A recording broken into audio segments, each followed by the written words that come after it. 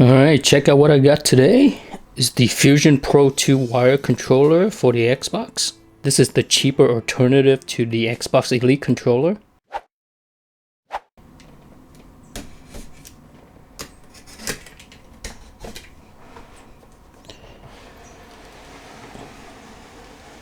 Ooh, it comes with a case. Look at that. Man, the presentation's on point.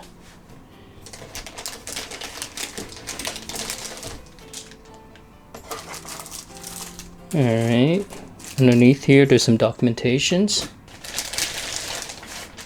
Here it is. Wow, this is a huge ass case.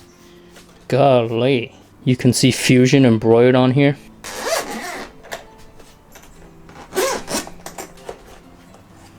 Ooh, there it is.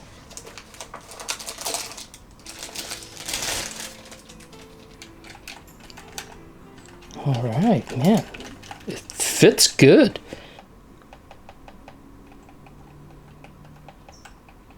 The D-pad's on the heavy side, but we'll see how it goes when we test it in a game. Same thing with the buttons. Alright, the sticks feels good. They feel similar to the regular Xbox controller. And you can see right there, there are rubbery rings with texture around the thumbsticks.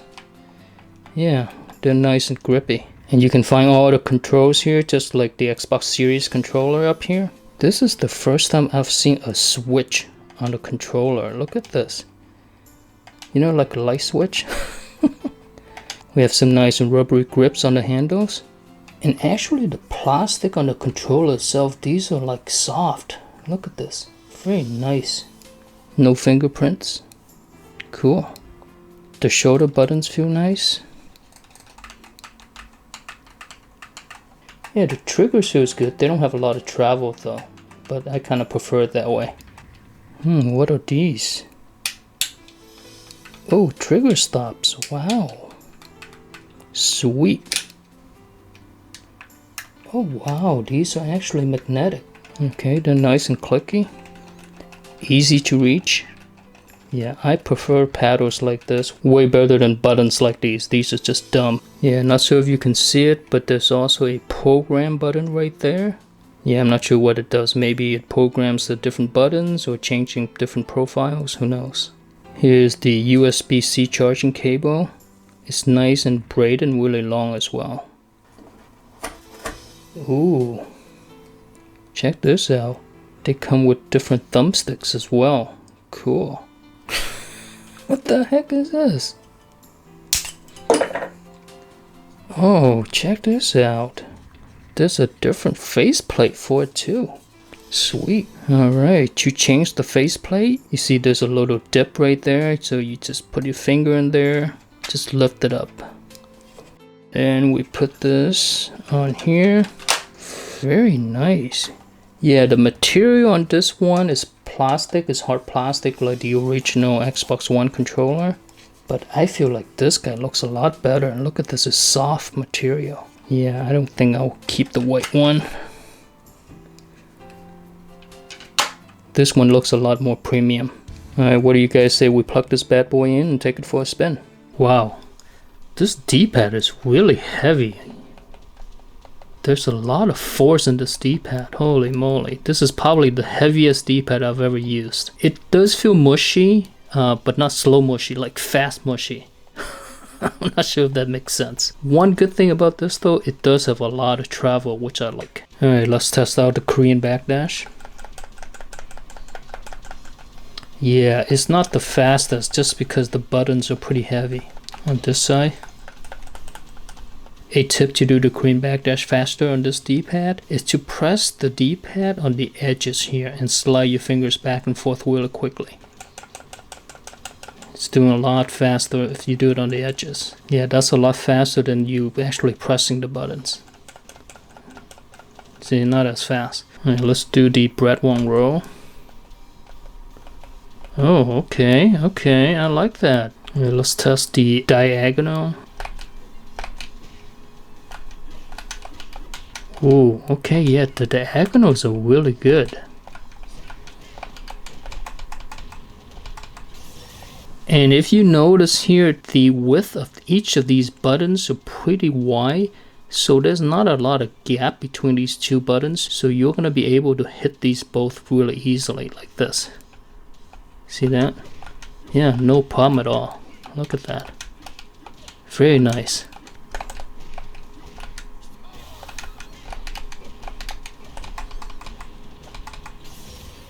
Yeah, man, I have no problem with this whatsoever. It's good. Alright, how about circular movements? Oh, dang. That's nice. I have no problem with quarter circles in either directions. Although I have to say, because the D-pad's pretty heavy, you're gonna have to slide your fingers pretty hard. It does take a little bit of effort. Maybe with time this will soften up, but right now it's pretty stiff. I think this D-pad initially is gonna hurt your finger a lot if you use it for long periods of time. Alright, how about half circles?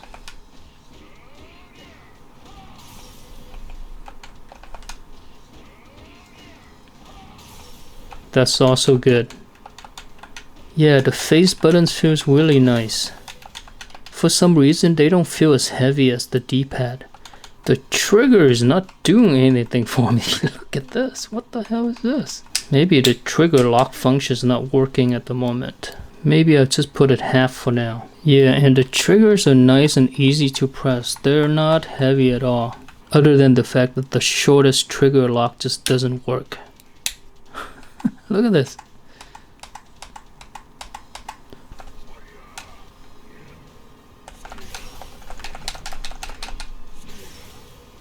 I noticed that my fingers on the paddles here, because they are right on the handles, I tend to grab them as I push the circular motions, right? So honestly, if you're playing fighting games and you're using a lot of circular motions, I would take these off. I think these are going to interfere with your D-pad.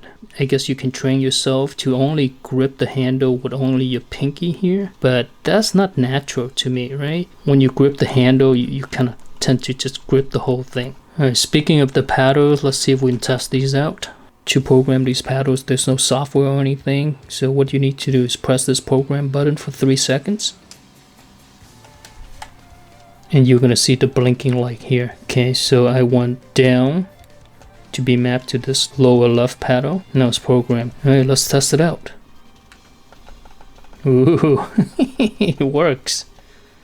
Nice. The paddles are really good to do like back turn, back dash. So you hold this and you press this.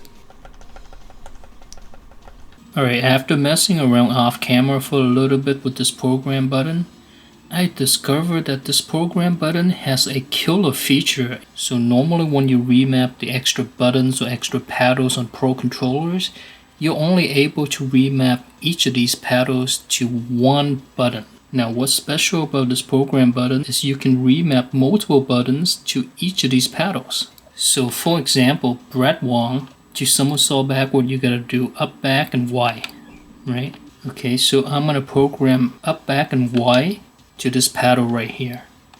Alright, so when I press this paddle, see that? And I can even do 3 buttons at once. Check this out. All 3. Okay, remap it to this guy. Alright, check this out. So if you play something like Tekken or Soul Calibur, most likely you're gonna hold your controller like this, right? And then over time it really hurt your wrist. Now with this program function, you can remap hard to press combinations of buttons onto one of these paddles.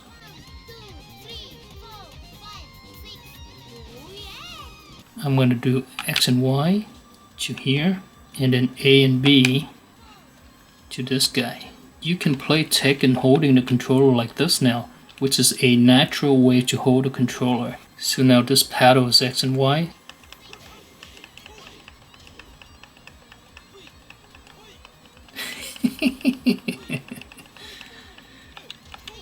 And then this one is A and B. So now I can get into his stances really easily, you see that? This really is a killer feature. I feel like all pro controllers should allow you to do this. One thing that I do wish this controller has though is profiles, so that way I don't have to remap the buttons for each of the fighting games that I play. Alright, initial impressions of the controller. Let's get this out of the way. This is a very nice looking controller. Look at this. I really love the soft touch plastic on the faceplate here. It just feels really premium, right? And the handles are nice and grippy, really love that. Also, it just feels really comfortable in your hands too. I mean, if you've ever used an Xbox controller, you're gonna feel right at home here. The face buttons are big, nice and clicky. I really like them. The shoulder buttons work just like you expect. They're nice and clicky, but I don't like how they're tapered off on the sides here. I feel like you can have some accidental inputs here. And the triggers are really easy to press, which I like a lot, but the shortest trigger lock just don't work, and I don't know why. I'm not sure if my unit's defective or what. They just don't work for me. And the paddles are pretty good too. They work just like the Xbox Elite controllers. I think the magnetic force is not as strong as the Elite controller, so they kind of just fall off really easily. The D-pad is accurate. You're able to perform all the moves. Quarter circle, half circle, full circles, diagonals, all of that is very easily performed.